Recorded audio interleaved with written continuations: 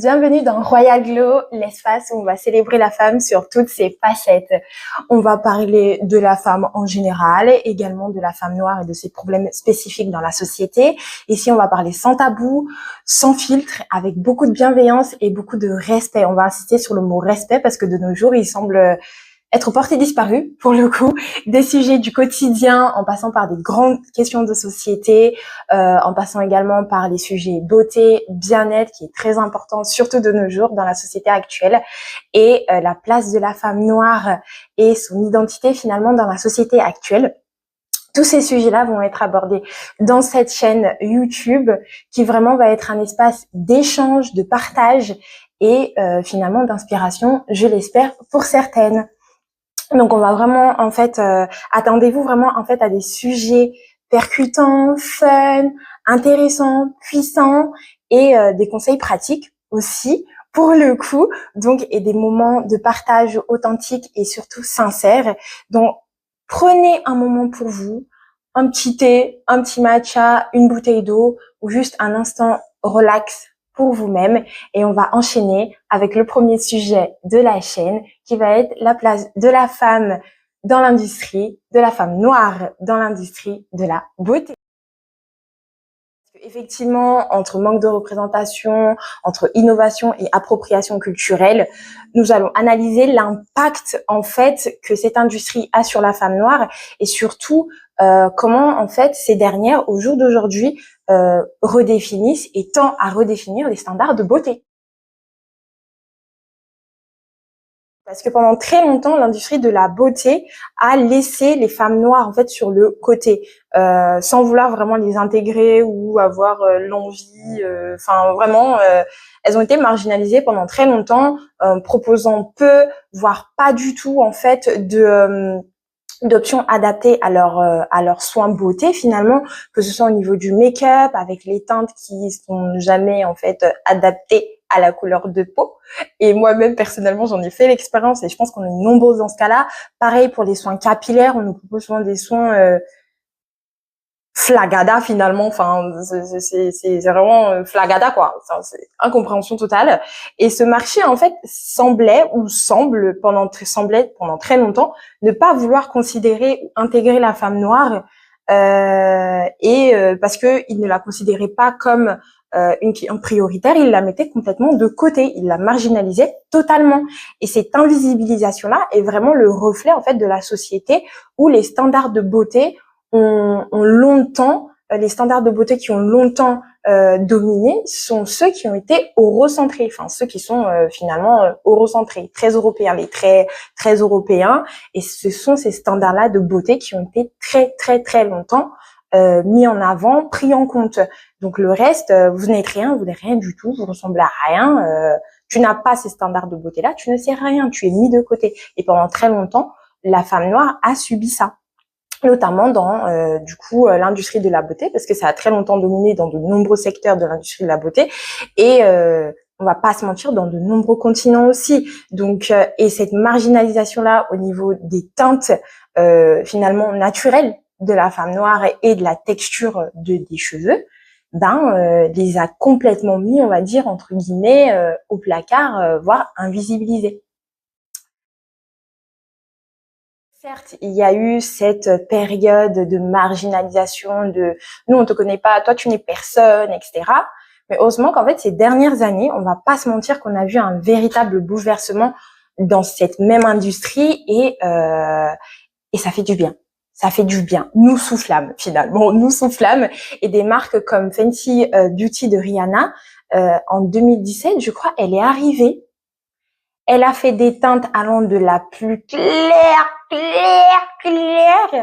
jusqu'à la plus foncée, bien charbonisée, bien carbonisée, bien marron, bien chocolat, bien amer là.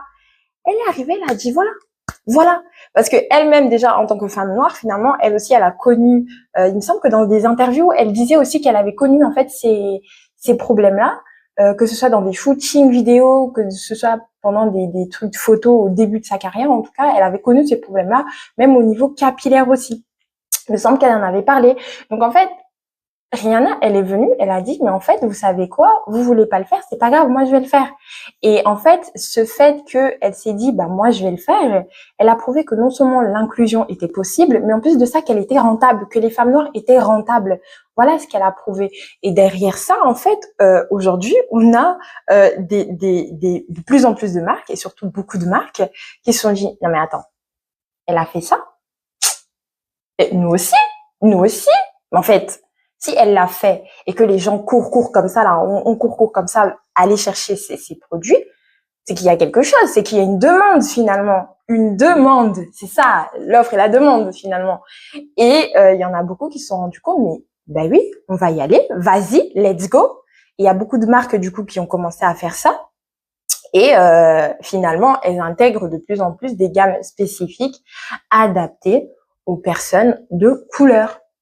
Voilà, on s'arrête pas juste peut-être au marron un peu clair qui se rapproche un peu du blanc là. Non. Ça commence quand même petit à petit à aller vers du foncé. On va pas non plus se mentir. Et pareil pour tout ce qui va être cheveux, comme en France, les Secrets de Loli, qui justement proposent en fait des produits capillaires pour les cheveux texturés. On va dire texturé parce que du coup, il me semble que ça inclut du bouclé, du crépus, du lisse. Non, c'est spécialiste. Non, pas du lisse. Non, c'est plus pour les cheveux bouclés. Mais on a aussi du crépus dans l'histoire, il me semble. Si je dis pas n'importe quoi, corrigez-moi si je me trompe en commentaire, mais il me semble que c'est ça. Hein. Pour le coup, pour les Secrets de Loli en France. D'ailleurs, c'est la seule marque que je connais en France qui propose des produits, on va dire capillaires connus finalement. Ouais. Enfin bref. En fait, on va pas se mentir que oui, il y a eu cette petite révolution, mais cependant, elle reste encore très très peu, on va dire, elle est visible parce que du coup, en 2017, Rihanna, elle est arrivée, elle a dit, oh, non, ça va pas se passer comme ça. Moi, en tant que femme noire, ça va pas se passer comme ça. Et on va pas se mentir que cette petite révolution, elle a fait on va dire, elle a donné un coup de pied je dirais dans la ruche, dans la ruche, mais pour autant, c'est pas encore ça. C'est pas encore ça. On n'y est pas encore. On n'y est pas encore. On cherche encore un peu là, parce que cette marginalisation, elle est encore quand même présente dans certains secteurs. Alors, il y en a qui vont dire oui, mais c'est pas ça le sujet. Oui, mais non, mais c'est un autre débat. Mais il est majeur. C'est l'appropriation culturelle. On va pas se mentir que pendant le temps que les femmes noires elles étaient mises de côté et qui ont longtemps été stigmatisées pour leur coiffure, telle que coiffure naturelle, pardon, hein, telle que les tresses,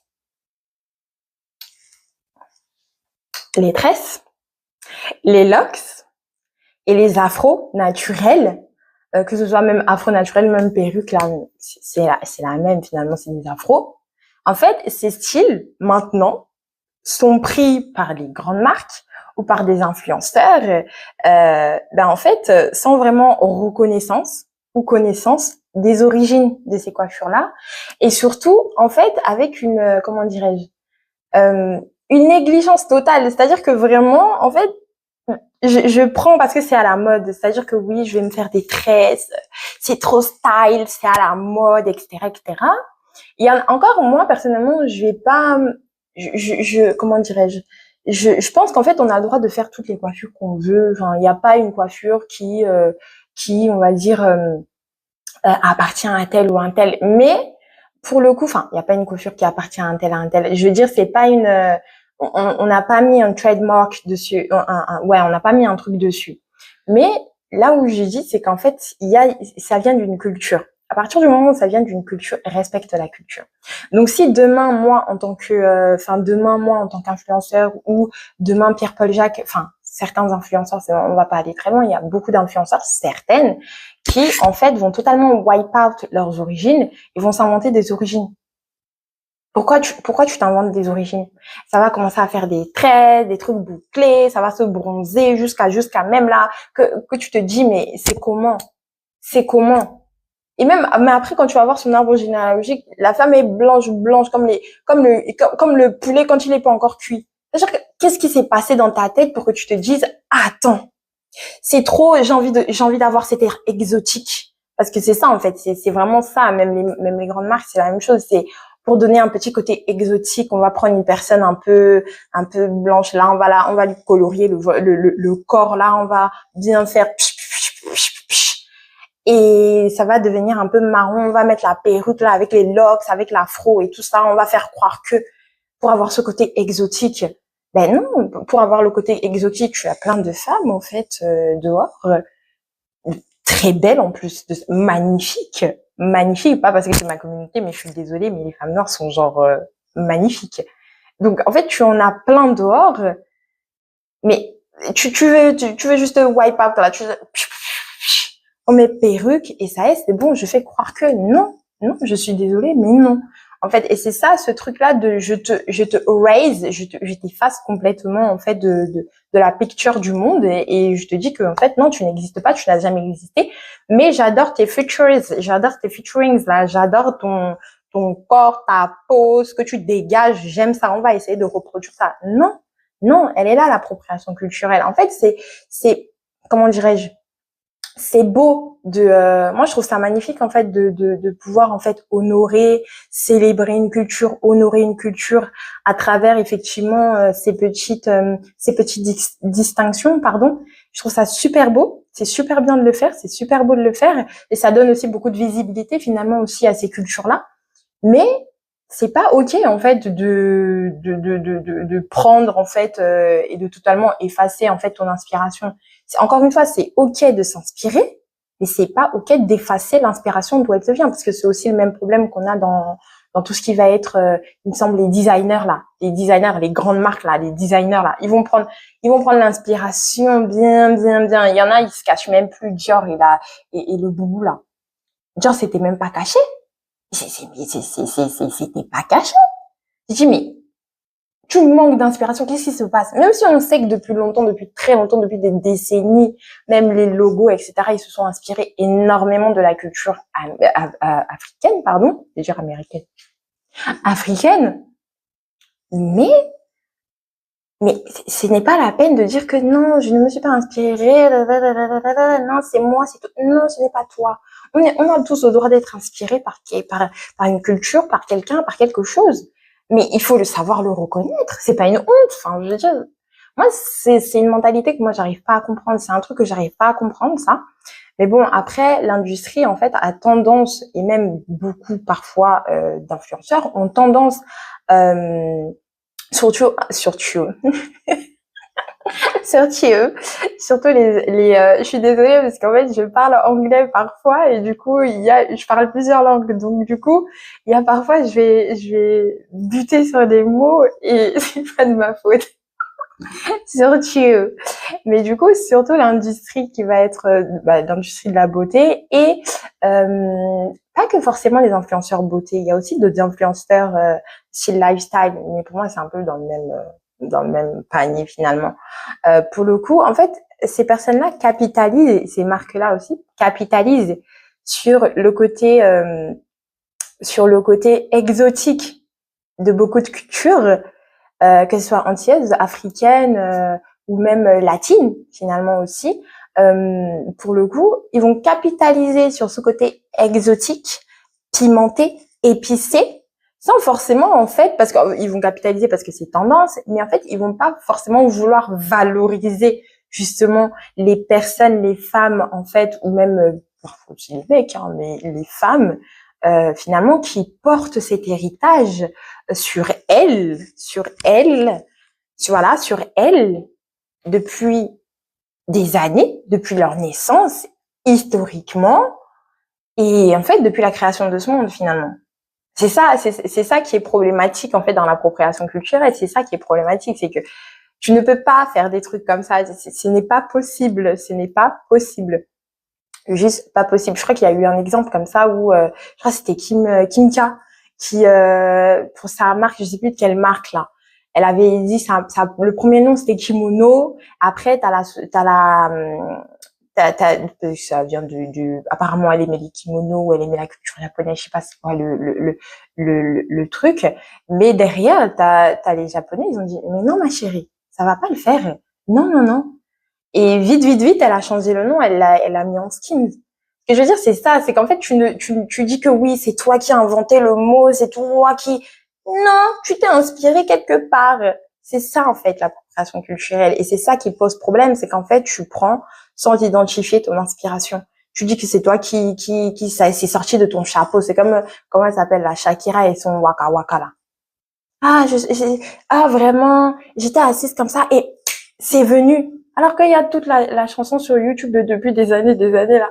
On a les militaires camerounais qui chantent ça même. Elle a pas fait d'effort. Elle a vraiment pas fait d'effort, mais elle a réussi à lui dire, ah, vraiment, je suis arrivée comme ça, j'ai vu et j'ai eu une illumination là. Ah, ma chérie. Non. Et c'est ça qui pose problème avec vraiment l'appropriation culturelle qui finalement est aussi lucratif pour le marché dans ce marché-là, mais c'est problématique.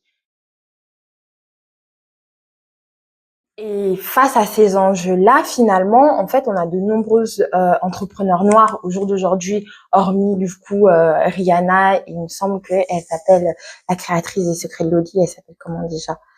Ah punaise, je sais plus, je sais plus, je sais plus. Ah, je sais plus. Ah, je sais plus. Ah, je sais plus. Attendez, j'arrive. Je sais plus.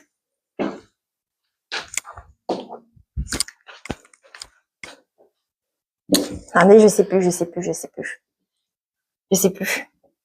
Ah, c'est horrible. Je sais plus. Euh...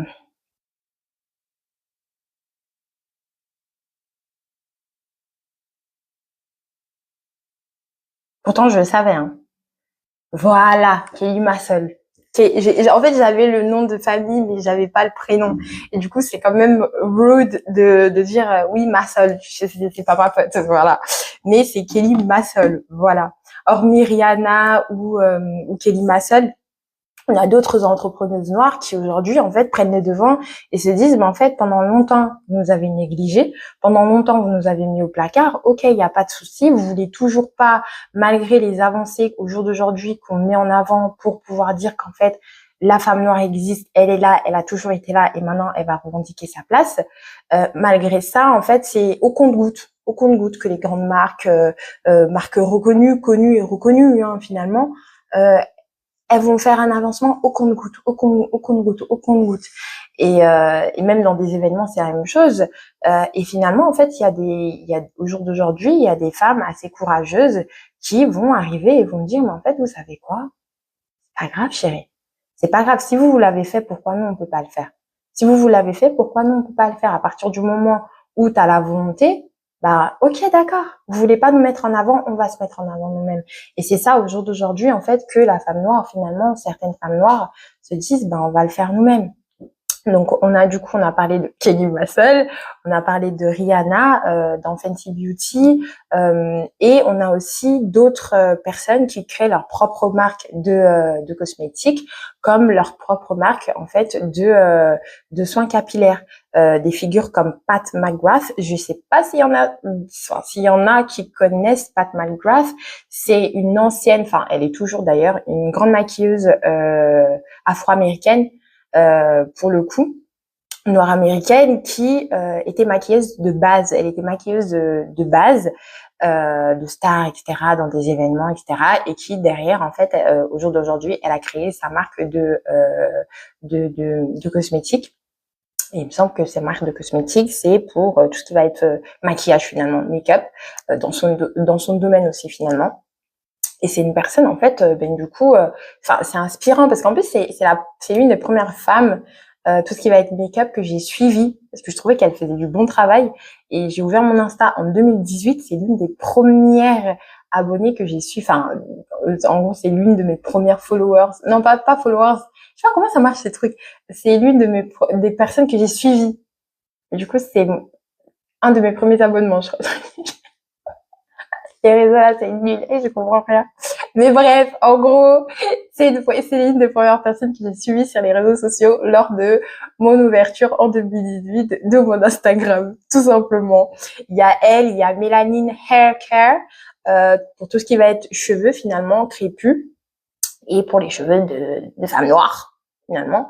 Et ou encore on a Lip Bar, tout ce qui va concerner les lèvres, mais principalement ça se concentre énormément sur les noirs, mais on peut voir de temps en temps des personnes caucasiennes pour le coup, enfin des blancs quoi, des blancs.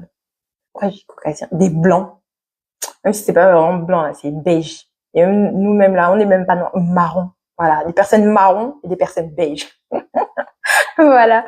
Mais en gros, tout ça pour dire qu'en fait, cette nouvelle dynamique et cette nouvelle vague, on va dire, d'entrepreneuses sérieuses, parce qu'il y en a qui vont faire, mais après vont s'arrêter, mais d'entrepreneuses sérieuses qui se lancent vraiment et qui veulent mettre fin en fait à cette stigmatisation, à cette marginalisation. En fait, elles incarnent une nouvelle dynamique, pour le coup, dans la réappropriation de leurs propres standards de beauté, de leur propre empowerment économique et surtout, finalement, de leur propre représentation, de la représentation, finalement, de la femme marron dans l'industrie de la beauté. En conclusion, on pourrait dire que si l'industrie de la beauté a longtemps ignoré les besoins de la femme noire, et ben celle-ci commence et tend à imposer au jour d'aujourd'hui non seulement leur présence, mais aussi elle commence à redéfinir en fait et à se réapproprier leurs propres standards de beauté et leur beauté tout court en fait. Elles sont en mode, ben écoute, moi je suis belle, je me trouve belle et toi si ton problème, on sait pas où il est, mais c'est pas grave. La porte est là-bas, tu peux partir. Donc, et c'est ça qui, en fait, finalement, est assez admirable au jour d'aujourd'hui dans les mentalités actuelles des femmes de couleur actuelle. Et même si on va pas se mentir, et à travers tout cet épisode, on a vu quand même que le chemin reste encore long. Le chemin est encore long à parcourir, mais on va pas négliger les grosses avancées qu'il y a eu quand même depuis plusieurs années. Pour le coup, on va pas non plus négliger ça et surtout on va continuer en fait à avancer petit, mais sûrement on y arrive, on y va pour le coup. Donc merci pour cette écoute, merci pour le temps que vous avez pris, merci d'avoir écouté ce premier épisode de Royal Glow. N'hésitez pas à partager vos impressions parce que c'est le premier épisode, donc n'hésitez pas à partager, soyez indulgents, hein, bienveillance, respect, soyez indulgents et pour des conseils ou autres. Mais surtout, s'il y a des sujets que vous souhaitez aborder, que ce soit sujet de femmes en règle générale ou sujet spécifique plus aux femmes noires, n'hésitez pas à le noter aussi en commentaire. On prendra le temps de checker certains sujets et de voir celui qui peut être à même à ressortir dans un épisode. Et pour le coup, n'hésitez pas à activer la cloche pour les news à venir et à aimer, à partager si vous le souhaitez et surtout à vous abonner. C'est gratuit et ça nous fait du coup remonter dans l'algorithme, surtout pour un début. Donc voilà, et on se rejoint pour un prochain épisode de Royal Glow avec des sujets un peu plus toujours plus percutants finalement. Celui-là il était un peu soft. C'est le premier épisode, on entre doucement et tout, il était un peu soft. Mais les prochains épisodes vont être un peu plus sucrés, plus percutants, plus puissants. Donc voilà, on se retrouve bientôt en tout cas pour d'autres sujets. Et d'ici là, portez-vous bien les filles.